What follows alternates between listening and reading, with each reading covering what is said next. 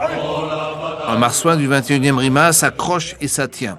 Originaire de Rurutu dans les îles australes, Théodore, 30 ans, est chef de groupe infanterie.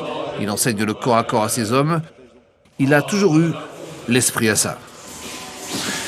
Ces gamins, quand je voyais des militaires qui couraient avec sac à dos, qui faisaient du sport le matin, qui faisaient tout ce qui est sport de combat, tout ça en fait, ça m'a beaucoup attiré. Donovan, lui, s'est engagé à 18 ans dans les troupes à pied. 8 ans plus tard, le natif de Saint-Denis de la Réunion a su gravir les échelons. Le voilà pilote de son propre Griffon. Une belle évolution. J'ai toujours voulu être militaire, voyager, voir d'autres paysages et surtout être présent pour les populations, c'est important. Un Réunionnais, un Tahitien dans la même compagnie, c'est le symbole de ce régiment, composé à 25% de soldats d'outre-mer, quasiment l'effectif d'une compagnie, très rare à ce niveau. Les soldats se déracinent en quelque sorte et ils viennent à Fréjus parce que depuis la création du régiment, quasiment, on a eu cette culture d'accueil.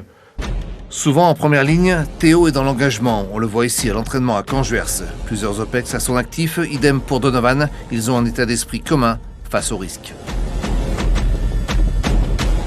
C'est pas évident de se dire est-ce qu'on va pouvoir rentrer ou pas. Quoi qu'il en soit, en mission, il y a les dangers partout. Je suis focalisé sur mes missions, mais je pense quand même à ce qui peut arriver.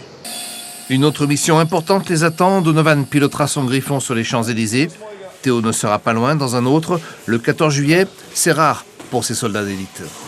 C'est une fierté pour moi de défiler aux Champs-Élysées le 14 juillet parce qu'à l'époque, je regardais beaucoup à la télé. C'est surtout pour ma famille. J'ai une fille qui est à l'île de la Réunion qui ne me voit pas souvent. Du coup, là, elle aura l'occasion de me voir à la télé, j'espère. Ça a énormément de sens et notamment pour les soldats ultramarins qui, eux, sont français, sont nés dans des départements français, mais n'imaginaient peut-être pas, avant de s'engager, qu'ils seraient mis à l'honneur sur les Champs-Élysées à ce moment précis-là de notre fête nationale. Dernier symbole, les monuments de la place d'Armes du 21 ont été érigés en l'honneur de tous les soldats d'outre-mer, de tous les océans.